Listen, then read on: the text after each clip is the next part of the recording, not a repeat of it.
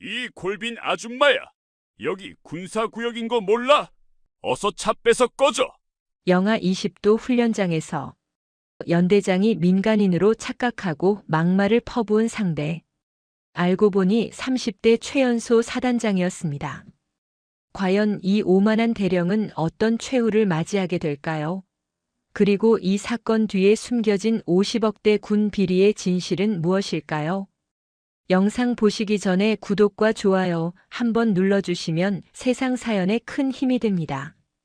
무료로 할 수 있는 소중한 응원, 더 좋은 이야기로 보답하겠습니다. 이제 시작하겠습니다. 2025년 1월 경기도 파주 육군 제1보병사단 훈련장 진입로는 살을 애는 한파에 갇혀 있었다. 영하 20도를 가리키는 온도계 앞에서 병사들은 맨손으로 얼어붙은 빙판을 긁어내고 있었다. 장갑을 벗은 손가락 끝은 이미 붉은 핏빛으로 물들어 있었고 추위의 감각을 잃은 손은 제대로 움직이지도 않았다.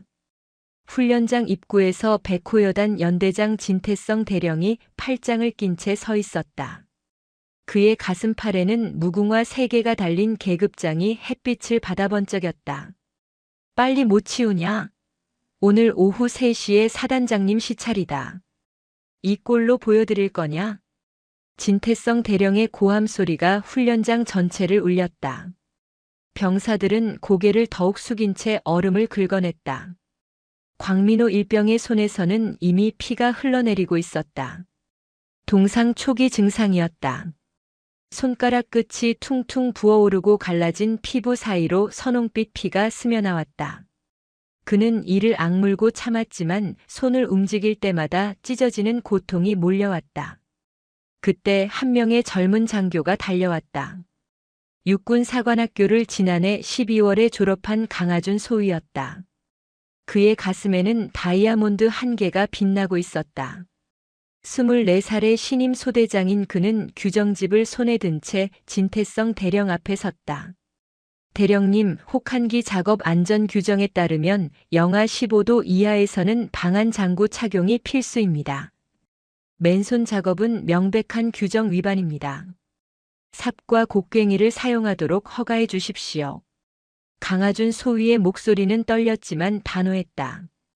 그는 육군 사관학교에서 배운 군인의 기본 윤리를 믿고 있었다. 병사의 생명과 안전을 최우선으로 하라는 가르침을 실천하고 싶었다. 하지만 진태성 대령의 반응은 냉혹했다. 뭐? 이 새파란 놈이 감히 나한테 규정을 들이대? 넌 사관학교에서 뭘 배웠냐? 정신력이 빠졌어, 정신력이. 진태성 대령은 성큼성큼 다가와 강하준 소위의 정강이를 군화로 걷어찼다. 강하준 소위는 비틀거리며 뒤로 물러났지만 쓰러지지는 않았다. 그의 눈빛은 여전히 흔들리지 않았다. 주변의 병사들은 숨을 죽인 채 이 광경을 지켜보았다. 누구도 감히 나서지 못했다. 진태성 대령은 다시 고함을 질렀다. 당장 내 소대 병사들 데리고 작업에 투입해. 이건 명령이다. 강하준 소위는 잠시 망설였다. 하지만 그는 규정을 어길 수 없었다. 그는 다시 입을 열었다. 대령님, 저는 이 명령을 따를 수 없습니다. 병사들의 안전이 우선입니다. 순간 훈련장의 공기가 얼어붙었다. 진태성 대령의 얼굴이 붉게 상기되었다. 그는 강하준 소위의 멱살을 움켜쥐었다.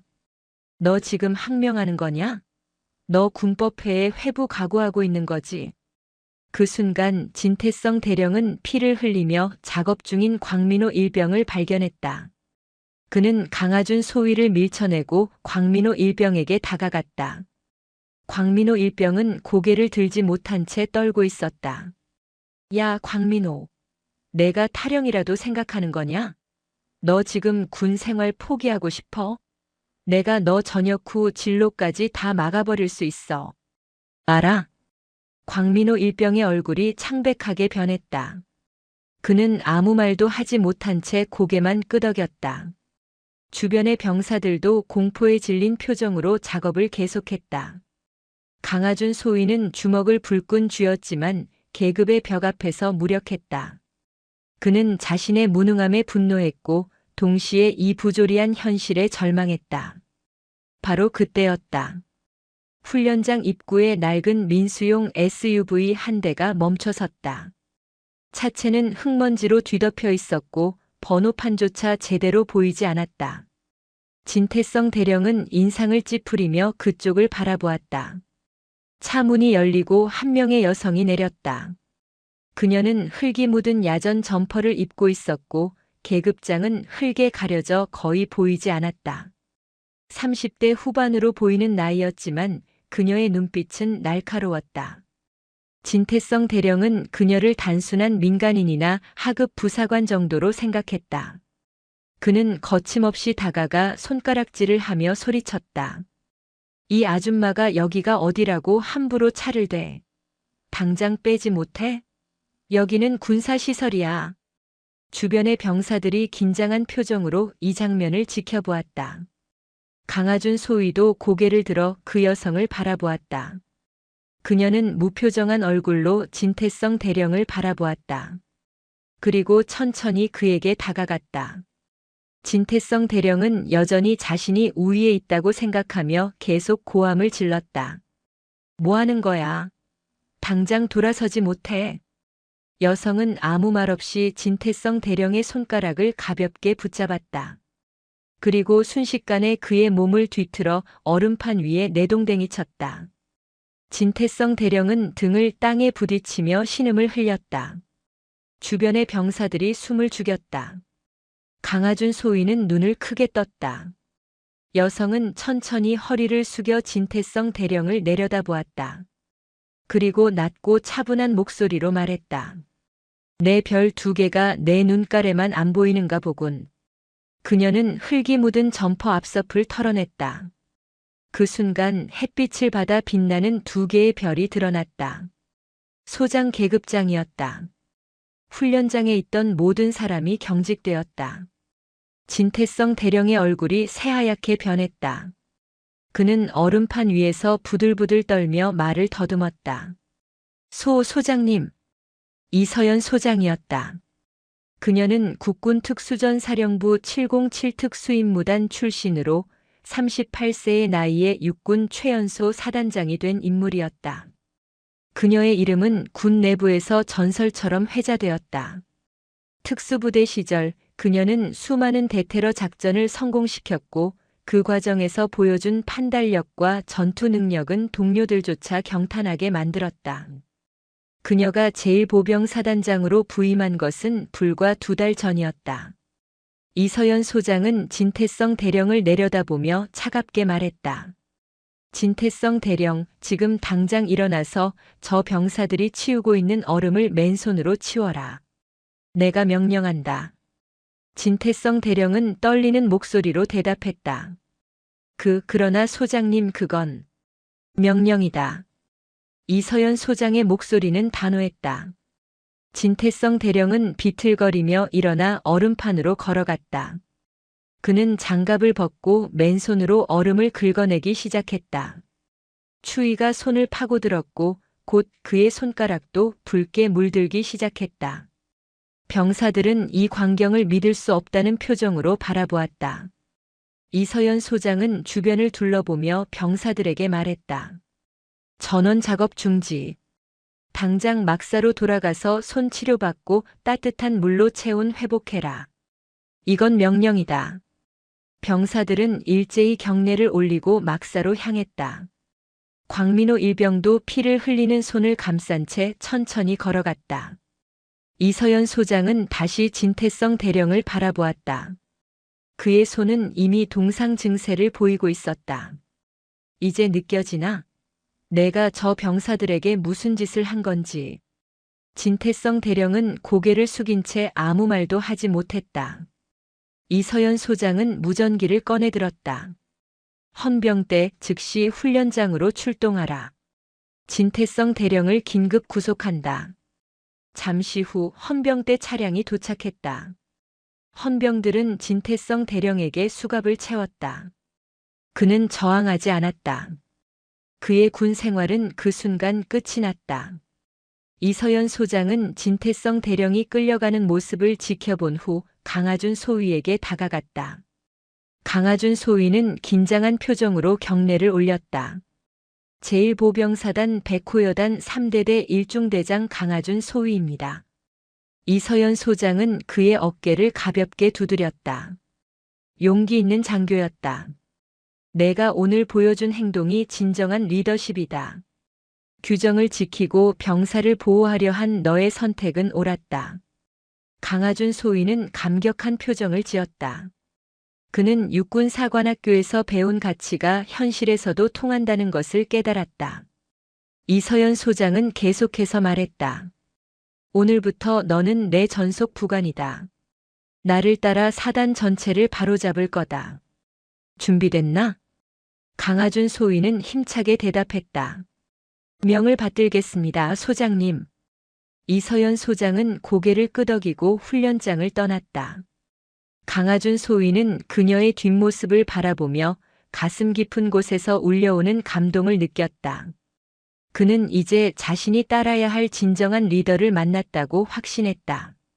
그날 밤 제1보병사단의 모든 병사들은 이서연 소장의 이름을 입에 올렸다. 그녀는 단 하루 만에 전설이 되었다. 진태성 대령이 헌병대에 구속된 지 사흘이 지났다.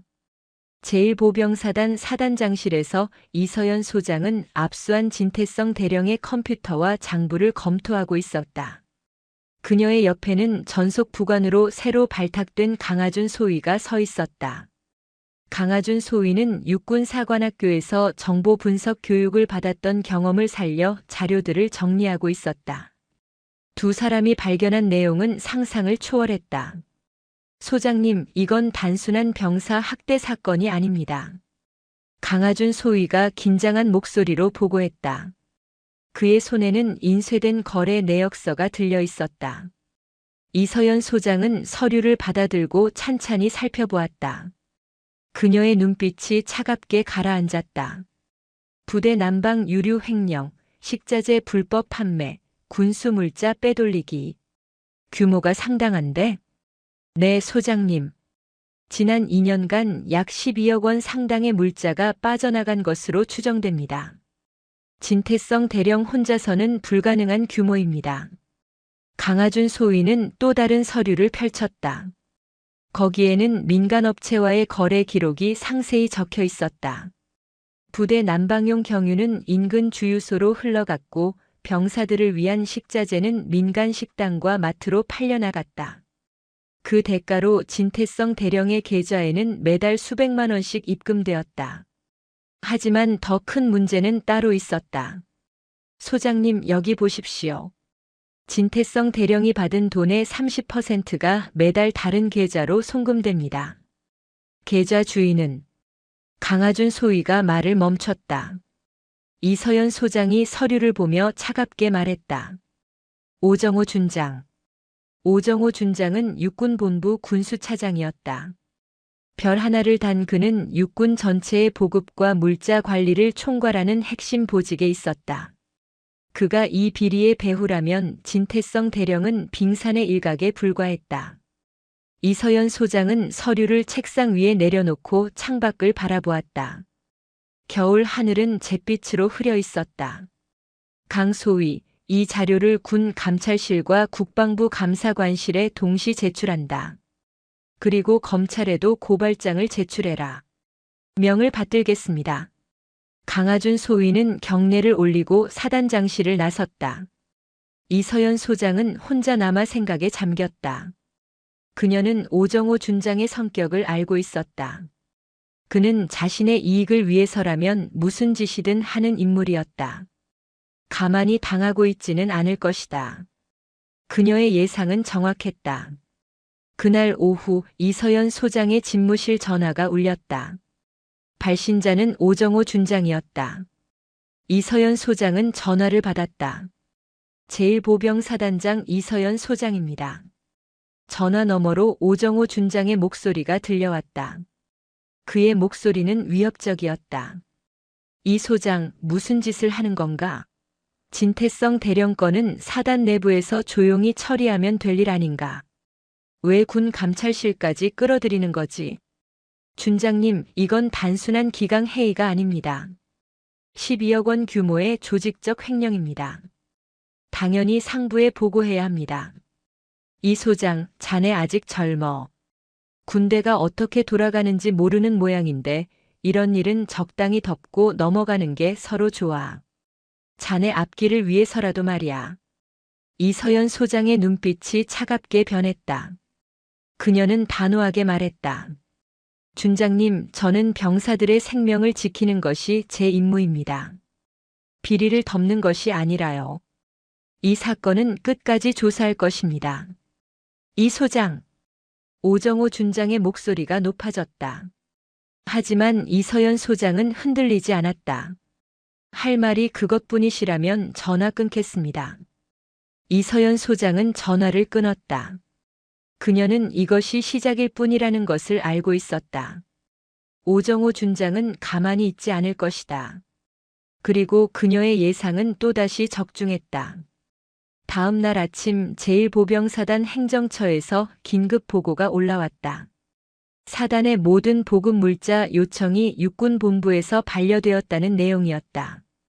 난방 유류, 식자재, 피복, 탄약, 심지어 의약품까지 모든 보급이 중단되었다. 강하준 소위가 급히 사단장실로 달려왔다. 소장님, 큰일입니다. 육군본부 군수차장실에서 우리 사단의 모든 보급 요청을 거부했습니다. 이서연 소장은 서류를 받아들었다. 거기에는 오정호 준장의 서명이 찍혀 있었다. 반려 사유는 간단했다. 예산 집행 적정성 검토 중이라는 것이었다. 하지만 이것은 명백한 보복 조치였다. 이서연 소장은 이를 악물었다. 오정호 준장, 이렇게 나오는군. 소장님, 어떻게 하시겠습니까? 지금 부대 난방용 경유가 사흘치밖에 남지 않았습니다. 식자재도 일주일이면 바닥납니다. 강하준 소위의 목소리는 다급했다. 영하의 날씨에 난방이 끊기면 병사들은 동사 위기에 처할 수 있었다. 이서연 소장은 창밖을 바라보았다. 눈발이 날리기 시작했다. 기상청은 한파특보를 발령했고 앞으로 일주일간 영하 20도 이하로 떨어질 것이라고 예보했다. 강소위, 비축물자 현황을 파악해라. 전시 대비 비축물자 참고 말이다. 전시 비축물자요? 그건 전쟁 상황이 아니면 개방할 수 없는데요. 알고 있다. 하지만 지금은 비상 상황이다. 병사들의 생명이 달린 문제야. 이서연 소장의 목소리는 단호했다. 강하준 소위는 잠시 망설이다가 경례를 올렸다. 명을 받들겠습니다. 전시 비축 물자 창고 일명 WRSA 창고는 전쟁 발발 시 즉각 사용할 수 있도록 비축해둔 물자를 보관하는 곳이었다. 여기에는 탄약, 식량, 연료, 의약품 등 모든 것이 갖춰져 있었다. 하지만 평시에 이 창고를 개방하는 것은 중대한 군법 위반이었다. 자칫하면 군법회의에 회부될 수 있었다. 그날 오후 이서연 소장은 직접 WRSA 창고로 향했다. 강하준 소위와 창고 관리 책임자인 박성훈 중령이 동행했다. 박성훈 중령은 무궁화 2개를 단 보급 장교로 20년 넘게 군 생활을 한 베테랑이었다. 그는 불안한 표정으로 이서연 소장을 바라보았다. 소장님, 정말 창고를 여시겠습니까? 이건 명백한 규정 위반입니다. 알고 있다, 박중령. 하지만 병사들을 얼어 죽게 내버려 둘 수는 없어. 책임은 내가 진다. 이서연 소장은 창고 앞에 섰다. 두꺼운 철문 위에는 경고문이 붙어 있었다. 무단 개방 시 군법에 따라 처벌받는다는 내용이었다. 그녀는 주저하지 않고 창고 개방 명령을 내렸다. 창고를 열어라. 난방 유류와 식자재를 최우선으로 반출한다. 박성훈 중령은 한숨을 쉬며 창고 열쇠를 꺼냈다. 철문이 열리자 거대한 창고 내부가 드러났다. 수백 개의 팔레트 위에 물자들이 가지런히 쌓여 있었다. 이서연 소장은 병사들을 지휘하여 필요한 물자를 반출하기 시작했다. 난방용 경유 드럼통이 트럭에 실렸고 비상식량 상자들이 옮겨졌다. 강하준 소위는 이 광경을 지켜보며 가슴이 뜨거워졌다. 이서연 소장은 자신의 군 생활을 걸고 병사들을 지키고 있었다. 그녀의 결단력과 용기는 육군사관학교에서 배운 어떤 교과서보다도 강렬했다. 그날 밤 사단 전체의 난방이 다시 가동되었다. 병사들은 따뜻한 막사에서 뜨거운 식사를 할 수 있었다. 하지만 이서연 소장은 편히 쉴 수 없었다. 그녀는 자신이 방금 군법을 어겼다는 것을 알고 있었다. 오정호 준장은 이것을 빌미로 그녀를 공격할 것이다. 다음 날 새벽 이서연 소장의 예상대로 육군본부에서 긴급 전화가 걸려왔다. 오정호 준장이었다. 이서연 소장, 자네 미쳤나? WRSA 창고를 무단으로 개방했다고. 이건 중대한 군법 위반이야. 당장 군법회에 회부 조치하겠네. 이서연 소장은 차분하게 대답했다. 준장님, 제가 창고를 연 이유는 병사들의 생명을 지키기 위해서였습니다. 준장님께서 보급을 차단하셨기 때문에 어쩔 수 없는 선택이었습니다. 뭐? 보급 차단? 그건 정상적인 행정 절차야.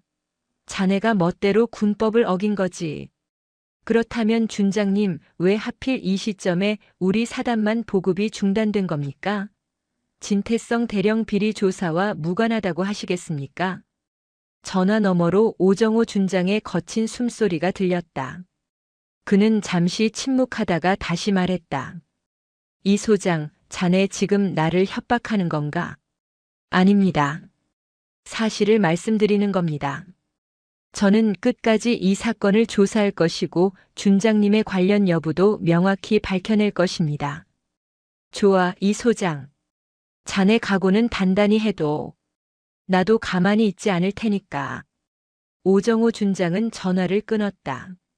이서연 소장은 수화기를 내려놓고 깊은 한숨을 내쉬었다. 이제 전면전이 시작된 것이다. 그녀는 강하준 소위를 불러 지시했다. 강 소위, 오정호 준장의 모든 통화 기록과 금융거래 내역을 확보해라. 그리고 언론사 연락처를 정리해둬. 때가 되면 쓸 거야. 강하준 소위는 놀란 표정을 지었다. 소장님, 언론에 제보하시겠다는 겁니까? 그래, 군 내부에서 해결이 안 되면 외부의 힘을 빌려야지. 준비해둬. 명을 받들겠습니다. 이서연 소장은 창밖을 바라보았다.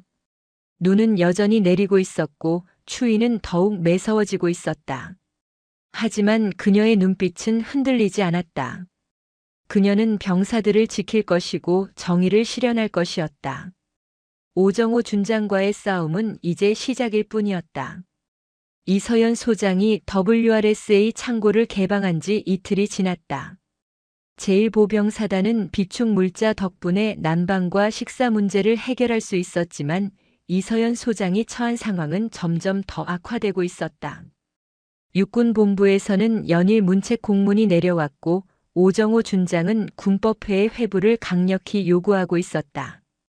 강하준 소위는 사단장실에서 이서연 소장에게 최신 상황을 보고했다.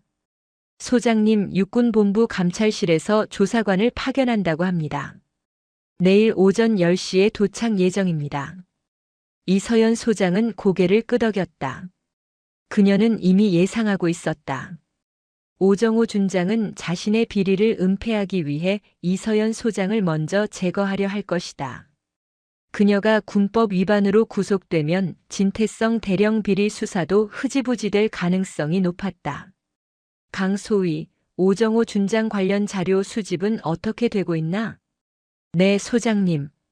진태성 대령의 계좌 거래 내역을 추적한 결과 오정호 준장의 처남이 운영하는 유령 회사로 돈이 흘러간 정황을 확인했습니다. 또한 오 준장이 군수차장으로 재직하는 동안 전국 여러 부대에서 유사한 비리가 발생했다는 제보도 입수했습니다. 강하준 소위는 두툼한 파일을 책상 위에 올려놓았다. 이서연 소장은 파일을 펼쳐 내용을 확인했다. 오정호 준장의 비리 규모는 상상 이상이었다. 지난 3년간 최소 50억 원 이상의 군수 물자가 불법으로 빠져나갔고 그 과정에서 여러 부대의 연대장과 대대장들이 연루되어 있었다. 이 자료를 언론에 넘길 준비를 해도. 하지만 아직은 아니야. 타이밍이 중요해. 알겠습니다, 소장님. 강하준 소위가 경례를 올리고 나가려는 순간 이서연 소장이 그를 불러 세웠다. 강 소위, 한 가지만 물어보자. 내가 지금 나를 따르는 이유가 뭔가? 나를 따르면 내군 생활에도 타격이 올 수 있어. 그래도 괜찮은가? 강하준 소위는 잠시 멈춰서서 진지한 표정으로 대답했다. 소장님, 저는 육군사관학교에서 군인의 본분을 배웠습니다. 병사를 보호하고 정의를 실현하고 부조리에 맞서는 것. 소장님께서 보여주신 행동이 바로 그것입니다. 저는 그 길이 옳다고 믿습니다. 이서연 소장은 미소를 지었다. 그녀는 이 젊은 장교에게서 자신의 젊은 시절을 보았다. 그녀 역시 특수부대 시절 상급자의 부당한 명령에 맞서 싸웠던 적이 있었다. 그때의 용기가 오늘의 그녀를 만들었다. 고맙다, 강소위. 끝까지 함께 가자. 명을 받들겠습니다. 다음 날 오전 육군본부 감찰실 조사관들이 제1보병사단에 도착했다. 조사단장은 김철수 대령이었다. 그는 무궁화 3개를 단 법무장교로 오정호 준장과 가까운 사이로 알려져 있었다. 김철수 대령은 이서연 소장을 마주하자마자 차갑게 말했다. 이서연 소장, 귀관은 전시 비축 물자 창고를 무단 개방하여 군법을 위반했습니다. 이에 대한 해명을 듣겠습니다. 이서연 소장은 차분하게 대답했다. 저는 병사들의 생명을 보호하기 위해 불가피한 조치를 취했습니다. 육군본부 군수차장실에서 부당하게 보급을 차단했고 영하 20도의 한파 속에서 병사들이 동사 위기에 처했기 때문입니다. 그것은 귀관의 주관적 판단일 뿐입니다. 보급 차단은 정상적인 행정 절차였으며 귀관이 임의로 창고를 개방할 권한은 없었습니다. 김철수 대령의 목소리는 단호했다. 그는 이미 결론을 내려놓고 온 것처럼 보였다. 이서연 소장은 그의 눈을 똑바로 바라보며 말했다. 대령님, 그렇다면 왜 제1보병사단만 보급이 차단되었습니까? 다른 사단들은 정상적으로 보급을 받았는데 말입니다. 이것이 정상적인 행정 절차입니까? 김철수 대령의 표정이 굳어졌다. 그는 잠시 말을 멈췄다가 다시 입을 열었다. 그것은 별개의 문제입니다. 지금은 귀관의 군법 위반 여부를 조사하는 자리입니다. 알겠습니다. 그렇다면 저는 오정호 준장의 보급 차단 명령서 원본을 요구합니다. 그리고 왜 제1보병사단만 선택적으로 보급이 중단되었는지에 대한 합리적 설명도 함께 말입니다. 이서연 소장의 반격에 김철수 대령은 당황한 기색을 보였다. 그는 서류를 뒤적이며 말했다. 그것은 지금 당장 제시할 수 없습니다. 그렇다면 저도 제 행동에 대한 정당성을 충분히 입증할 수 있을 때까지 조사에 응할 수 없습니다. 김철수 대령은 얼굴이 붉어졌다. 그는 자리에서 일어나며 경고했다. 이 소장, 귀관은 지금 조사를 거부하는 겁니까? 이건 역시 군법 위반입니다. 저는 거부하는 게 아닙니다. 공정한 조사를 요구하는 겁니다. 오정호 준장의 부당한 보급 차단이 먼저 조사되어야 합니다. 김철수 대령은 더 이상 할 말이 없었다. 그는 조사관들을 이끌고 사단을 떠났다. 하지만 이서연 소장은 이것이 끝이 아니라는 것을 알고 있었다. 오정호 준장은 더 강력한 압박을 가해올 것이다. 그날 오후 예상대로 오정호 준장에게서 직접 전화가 걸려왔다. 그의 목소리는 분노로 떨리고 있었다.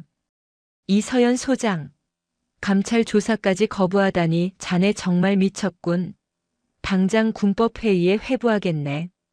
이서연 소장은 침착하게 대답했다. 준장님, 저를 군법회의에 세우시려면 오정호 준장님도 함께 서야 할 겁니다. 저는 준장님의 비리 증거를 확보했습니다. 전화 너머로 침묵이 흘렀다. 오정호 준장은 잠시 숨을 고르더니 다시 말했다. 무슨 소리야?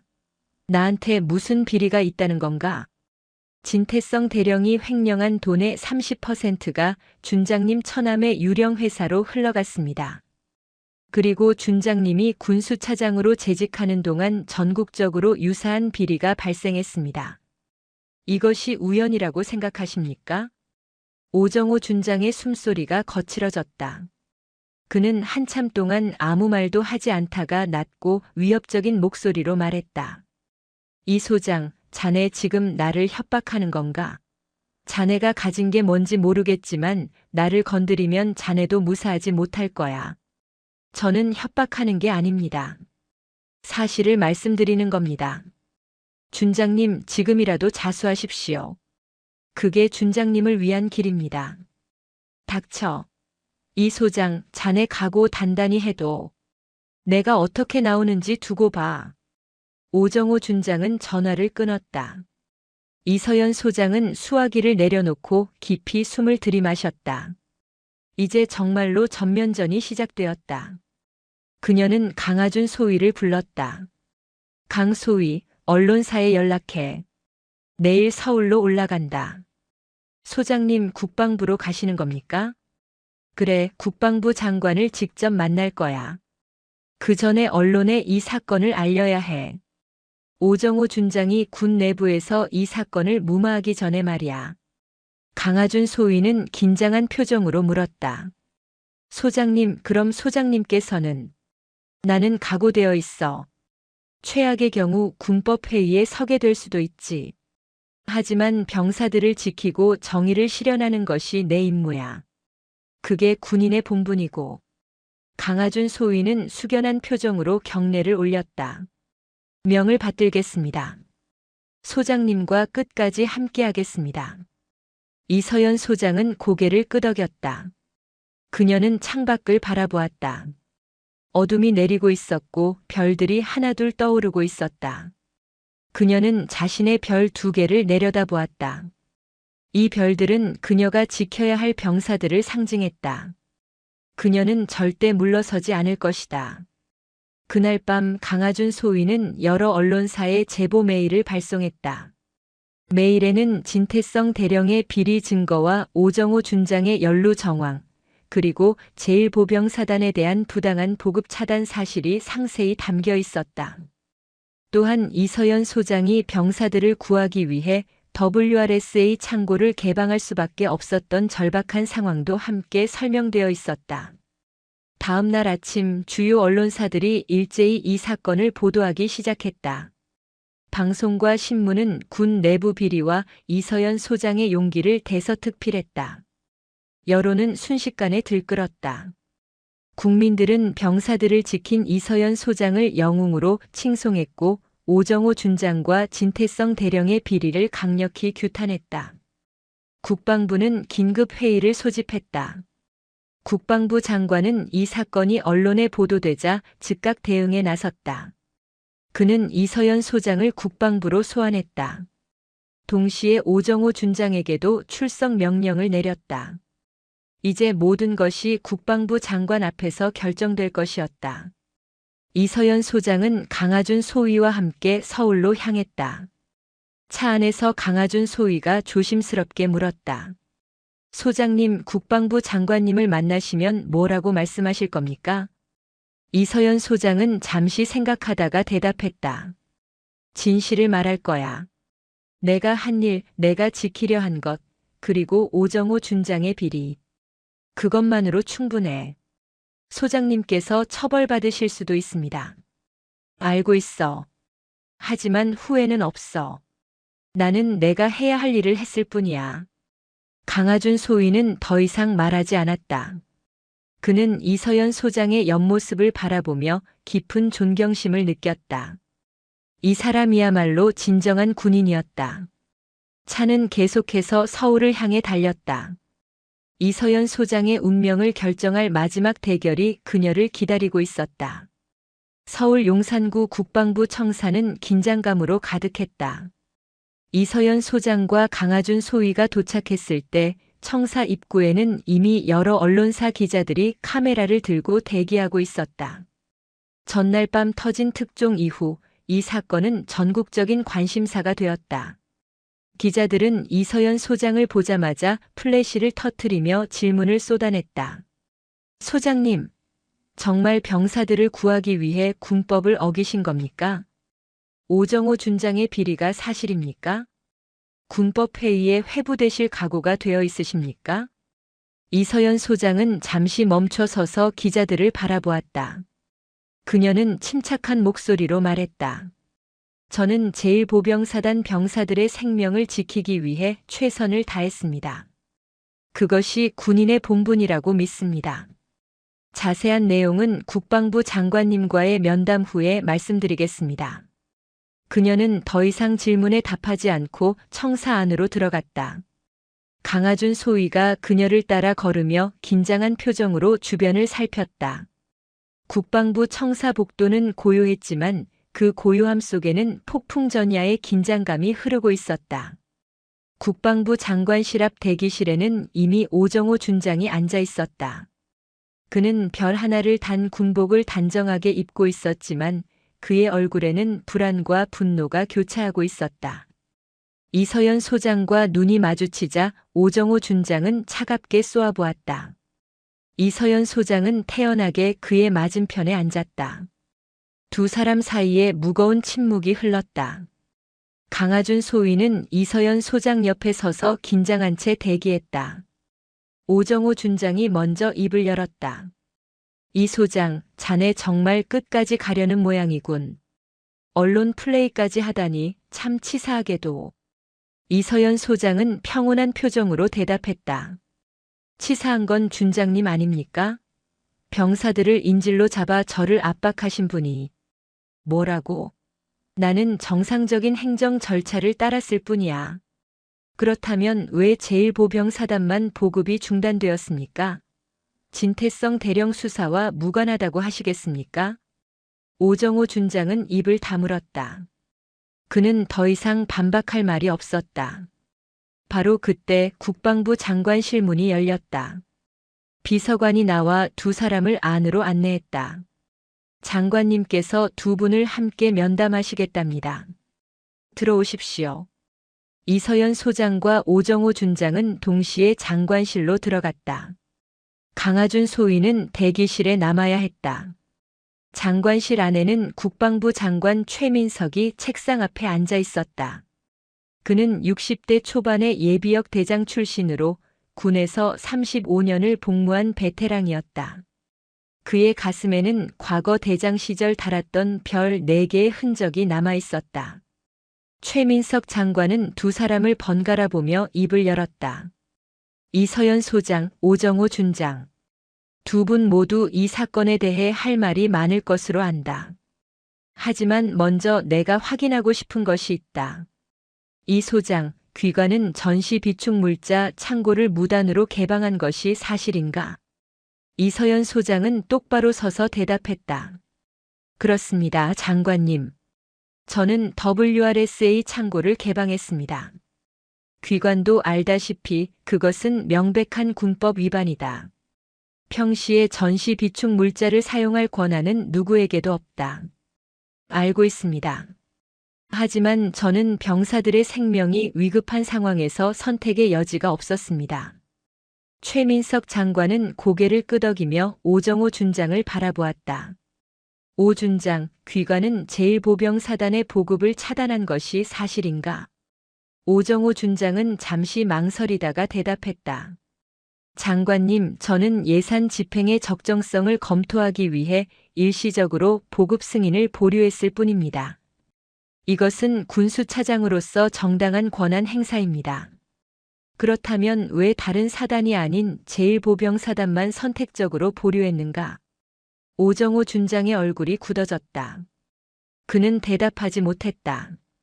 최민석 장관은 책상 위에 서류를 펼쳤다. 이 소장이 제출한 자료에 따르면 진태성 대령이 횡령한 돈이 귀관의 처남이 운영하는 회사로 흘러갔다고 한다. 이것에 대해 해명할 수 있는가? 그것은 억측입니다. 제 처남이 무슨 사업을 하는지 저는 모릅니다. 모른다고. 귀관의 처남 회사는 지난 3년간 육군 각 부대와 수십억 원대의 거래를 했다. 그리고 그 과정에서 여러 부대의 군수 물자가 불법으로 빠져나갔다. 이것이 우연이라고 생각하는가? 오정호 준장은 말문이 막혔다. 그의 이마에 땀이 맺히기 시작했다. 최민석 장관은 차갑게 말을 이어갔다. 오 준장, 나는 35년간 군 생활을 했다. 그동안 수많은 부정부패를 받고 그것들이 얼마나 군의 기강을 무너뜨리는지 잘 안다. 귀관 같은 장교들 때문에 젊은 병사들이 고통받는 거다. 장관님, 저는 닥쳐라. 나는 아직 말을 끝내지 않았다. 최민석 장관의 목소리가 장관실을 울렸다. 오정호 준장은 입을 다물었다. 최민석 장관은 이서연 소장을 바라보았다. 이 소장, 귀관이 한 일은 분명 군법 위반이다. 하지만 나는 귀관이 왜 그런 선택을 할 수밖에 없었는지 이해한다. 병사들이 영하 20도의 추위 속에서 동사 위기에 처했다면 지휘관으로서 할 수 있는 선택은 제한적이었을 것이다. 이서연 소장은 고개를 숙였다. 감사합니다, 장관님. 하지만 규정은 규정이다. 귀관의 행동을 정당화할 수는 없다. 다만 나는 귀관에게 특별 사면을 내리겠다. 이 사건은 불가항력적 상황에서 발생한 것으로 판단한다. 이서연 소장은 놀란 표정을 지었다. 특별 사면이라니 그녀는 최소한 징계는 받을 것이라고 예상했었다. 최민석 장관은 계속해서 말했다. 대신 귀관은 이 사건의 전말을 공식 보고서로 작성하여 제출하라. 그리고 앞으로는 어떤 상황에서도 규정을 준수하라. 이번이 마지막이다. 명을 받들겠습니다, 장관님. 이서연 소장은 경례를 올렸다. 최민석 장관은 다시 오정호 준장을 바라보았다. 오 준장, 귀관은 즉시 군수차장 직위에서 해임된다. 그리고 군 검찰에 수사 의뢰할 것이다. 헌병대는 지금 이 자리에서 귀관을 긴급 구속할 것이다. 장관님, 그건 너무 가혹합니다. 저는 아직 아무것도 입증되지 않았습니다. 입증은 군 검찰이 할 것이다. 귀관의 처남 회사 거래 내역과 귀관의 금융 거래 기록을 보면 충분히 혐의가 있다. 나는 귀관을 믿을 수 없다. 최민석 장관이 버튼을 눌렀다. 곧 헌병 2명이 장관실로 들어왔다. 그들은 오정호 준장에게 수갑을 채웠다. 오정호 준장은 저항하려 했지만 헌병들의 힘에 눌려 끌려나갔다. 그의 얼굴은 창백했고 눈빛은 절망으로 가득했다. 이서연 소장은 그 광경을 조용히 지켜보았다. 정의는 결국 승리했다. 최민석 장관은 이서연 소장에게 말했다. 이 소장, 귀관은 훌륭한 장교다. 하지만 앞으로는 더 신중하게 행동하라. 군은 규정과 법으로 움직이는 조직이다. 귀관의 정의감은 훌륭하지만 그것만으로는 부족하다. 명심하겠습니다, 장관님. 가서 귀관의 부대를 잘 이끌어라. 병사들이 귀관을 기다리고 있을 것이다. 이서연 소장은 다시 한번 경례를 올리고 장관실을 나섰다. 대기실에서 기다리던 강하준 소위가 급히 다가왔다. 소장님, 어떻게 되셨습니까? 특별 사면을 받았다. 오정호 준장은 긴급 구속됐고 강하준 소위는 안도의 한숨을 쉬었다. 정말 다행입니다, 소장님. 두 사람은 국방부 청사를 나섰다. 밖에서는 여전히 기자들이 대기하고 있었다. 이서연 소장은 잠시 멈춰 서서 기자들을 향해 말했다. 저는 국방부 장관님으로부터 특별 사면을 받았습니다. 오정호 준장은 비리 혐의로 긴급 구속되었습니다. 저는 앞으로도 제1보병사단 병사들을 위해 최선을 다할 것입니다. 감사합니다. 기자들은 다시 플래시를 터뜨렸고 질문이 쏟아졌다. 하지만 이서연 소장은 더 이상 대답하지 않고 차에 올랐다. 강하준 소위가 운전석에 앉아 시동을 걸었다. 소장님, 부대로 돌아가시겠습니까? 그래, 병사들이 기다리고 있어. 차는 서울을 벗어나 파주로 향했다. 차창 밖으로 겨울 풍경이 스쳐 지나갔다. 이서연 소장은 창밖을 바라보며 생각에 잠겼다. 이번 사건은 끝났지만 군 내부의 부정부패는 여전히 남아 있었다. 그녀가 해야 할 일은 아직 많았다. 강하준 소위가 조심스럽게 물었다. 소장님, 이제 모든 게 끝난 건가요? 이서연 소장은 고개를 저었다. 아니야, 강소위. 이건 시작일 뿐이야. 우리는 앞으로도 계속 싸워야 해.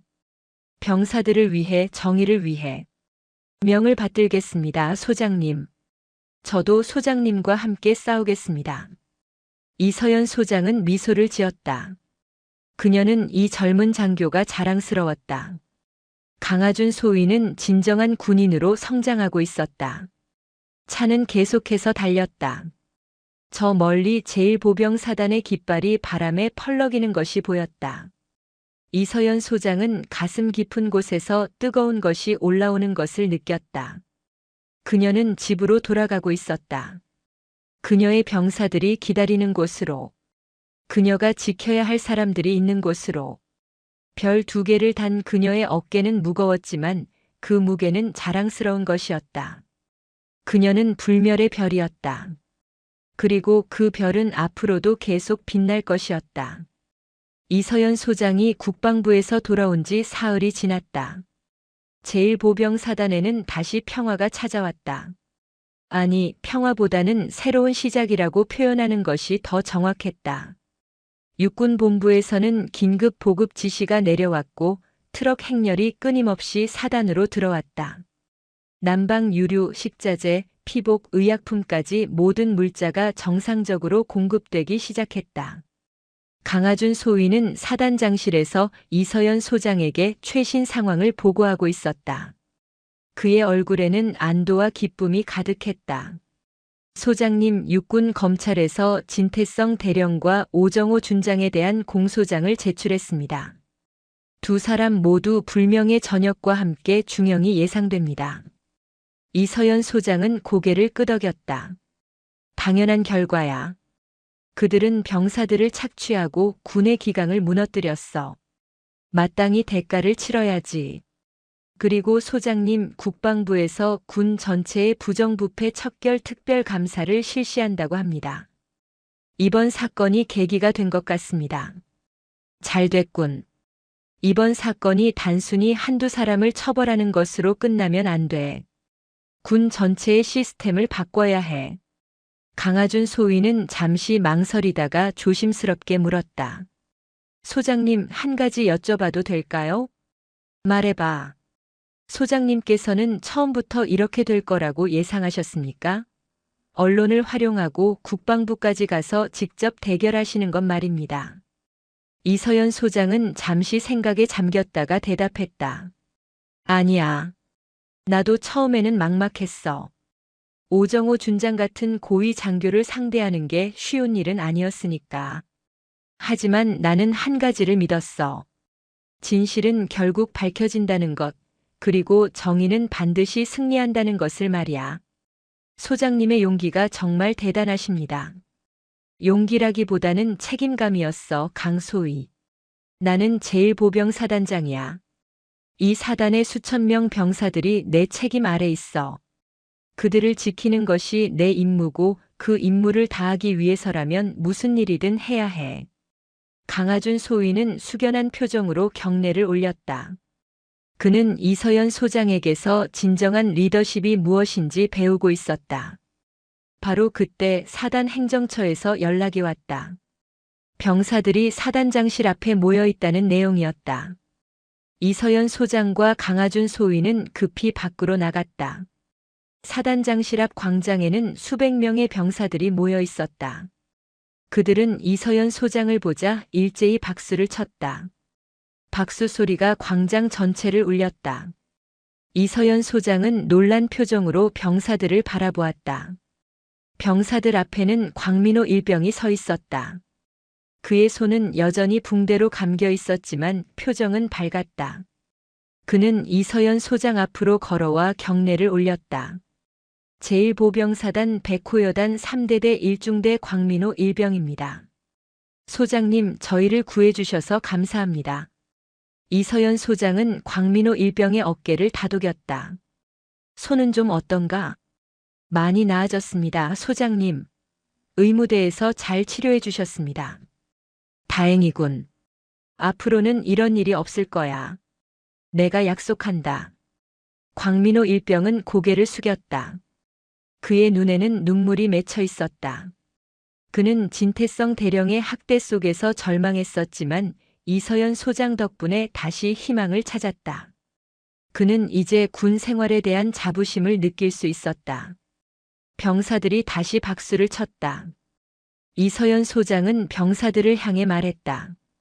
여러분, 내가 한 일은 당연한 것이었습니다. 나는 여러분의 사단장으로서 여러분을 지킬 의무가 있습니다. 앞으로도 나는 여러분 편에 설 것입니다. 부당한 일이 있으면 언제든 나에게 보고하십시오.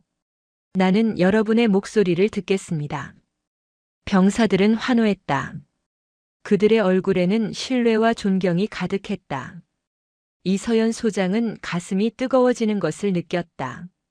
이것이 바로 그녀가 군인이 된 이유였다.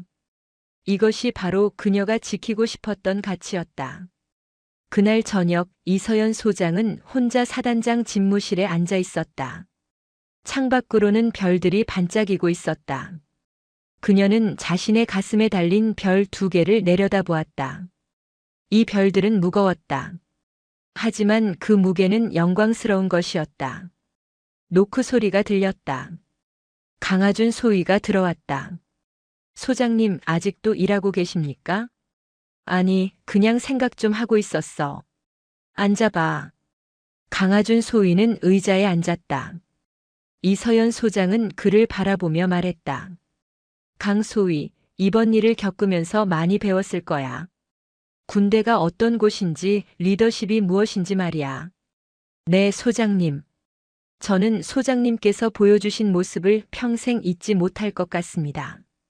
나는 내가 앞으로 훌륭한 장교가 될 거라고 믿어. 너는 용기가 있고 정의감이 있고 무엇보다 병사들을 생각하는 마음이 있어. 그것이 가장 중요한 거야. 감사합니다, 소장님. 저는 소장님처럼 되고 싶습니다. 이서연 소장은 미소를 지었다. 나처럼 될 필요는 없어. 너는 내 방식대로 훌륭한 장교가 되면 돼. 다만 한 가지만 기억해. 군인의 본분은 병사를 지키는 거야. 계급장이 아무리 많아도 그것을 잊으면 진정한 군인이 아니야. 명심하겠습니다, 소장님. 강하준 소위는 경례를 올리고 집무실을 나갔다. 이서연 소장은 다시 혼자 남았다. 그녀는 창밖을 바라보았다. 저 멀리 병사들의 막사에서 불빛이 새어나오고 있었다. 그들은 따뜻한 곳에서 편안히 쉬고 있을 것이다. 그것만으로도 충분했다. 며칠 후 육군본부에서 공식 발표가 있었다. 진태성 대령은 불명예 전역과 함께 징역 10년형을 선고받았다. 오정호 준장은 불명예 전역과 함께 징역 12년형을 선고받았다. 두 사람 모두 군인 연금 수령권도 박탈되었다. 정의는 실현되었다. 동시에 국방부는 군 전체의 보급 시스템 개선안을 발표했다. 투명한 물자 관리 시스템을 도입하고 외부 감사기관의 정기 감사를 의무화하며 비리 신고자 보호 제도를 강화한다는 내용이었다. 이번 사건이 군 전체의 변화를 이끌어낸 것이다. 이서연 소장의 이름은 전국적으로 알려졌다. 언론은 그녀를 불멸의 별이라고 불렀다. 병사들을 지킨 영웅, 정의를 실현한 장군, 군의 양심이라는 찬사가 쏟아졌다. 하지만 이서연 소장은 그런 찬사에 관심이 없었다. 그녀에게 중요한 것은 단 하나였다. 자신의 병사들이 안전하고 행복한가 하는 것이었다. 어느 날 아침 이서연 소장은 사단 훈련장을 순찰하고 있었다. 겨울 추위는 여전했지만 병사들은 적절한 방한 장구를 착용하고 훈련에 임하고 있었다. 그들의 얼굴에는 활기가 넘쳤다. 이서연 소장은 만족스러운 표정으로 훈련을 지켜보았다. 강하준 소위가 다가와 보고했다. 소장님, 오늘 훈련은 순조롭게 진행되고 있습니다. 병사들의 사기도 매우 높습니다. 잘하고 있군. 앞으로도 계속 이렇게 관리해줘.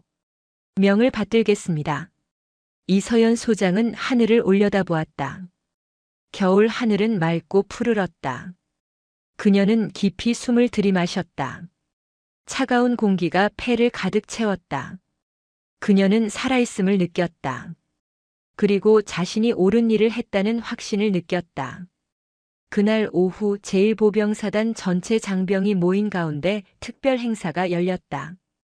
육군 참모총장이 직접 방문하여 이서연 소장에게 표창장을 수여했다. 표창 이유는 탁월한 지휘력과 병사 보호 공로였다. 이서연 소장은 단상에 올라 표창장을 받았다. 육군 참모총장은 그녀의 손을 잡으며 말했다. 이 소장, 귀관은 우리 육군의 자랑입니다. 귀관이 보여준 용기와 책임감은 모든 장교의 귀감이 될 것입니다. 감사합니다, 총장님. 이서연 소장은 경례를 올렸다. 광장에 모인 수천 명의 병사들이 박수를 쳤다. 박수 소리는 끝없이 이어졌다. 이서연 소장은 병사들을 바라보며 가슴 깊은 곳에서 뜨거운 것이 올라오는 것을 느꼈다. 행사가 끝난 후 이서연 소장은 다시 집무실로 돌아왔다. 책상 위에는 표창장이 놓여 있었다. 하지만 그녀에게 더 소중한 것은 창밖에 보이는 병사들의 모습이었다. 그들이 웃고 있었다. 그들이 행복해 보였다. 그것만으로 충분했다. 강하준 소위가 들어와 말했다. 소장님 축하드립니다. 고맙네, 강소위. 하지만 이건 나 혼자만의 공이 아니야. 너도 큰 역할을 했어. 내가 없었다면 이 일은 성공하지 못했을 거야. 과찬이십니다, 소장님. 아니야. 사실이야. 너는 훌륭한 장교야. 강하준 소위는 감격한 표정을 지었다. 이서연 소장은 창밖을 바라보며 말했다. 강소위, 우리의 싸움은 아직 끝나지 않았어. 군대에는 아직도 바꿔야 할 것들이 많아. 우리는 계속 싸워야 해. 명을 받들겠습니다, 소장님. 소장님과 함께라면 어떤 싸움도 두렵지 않습니다. 이서연 소장은 미소를 지었다. 그녀는 별 2개를 만졌다. 이 별들은 그녀의 책임이었다. 그녀가 지켜야 할 병사들을 상징하는 별이었다. 그녀는 이 별들을 자랑스럽게 달고 있었다. 그리고 앞으로도 계속 그럴 것이었다. 해가 지고 어둠이 내렸다. 하늘에는 수많은 별들이 떠올랐다. 그 중에서도 가장 밝게 빛나는 별이 있었다. 사람들은 그 별을 불멸의 별이라고 불렀다. 제1보병사단의 병사들은 그 별을 올려다보며 미소 지었다. 그들에게는 자신들을 지켜줄 사단장이 있었다. 별 2개를 단 영웅이 있었다. 이서연 소장, 불멸의 별. 그녀의 이야기는 계속될 것이었다. 오늘 이야기 어떠셨나요? 이서연 소장은 계급장보다 더 중요한 것이 있다는 걸 보여주었습니다. 바로 자신이 지켜야 할 사람들에 대한 책임감입니다. 때로는 규정을 지키는 것보다 옳은 일을 하는 것이 더 큰 용기를 필요로 합니다. 여러분도 부당함 앞에서 침묵하지 마세요. 작은 목소리 하나가 세상을 바꿀 수 있습니다. 오늘도 들어주셔서 감사합니다. 영상이 재미있으셨다면 구독과 좋아요, 댓글까지 부탁드리고 오늘도 건강하고 행복한 하루 되시길 바랍니다.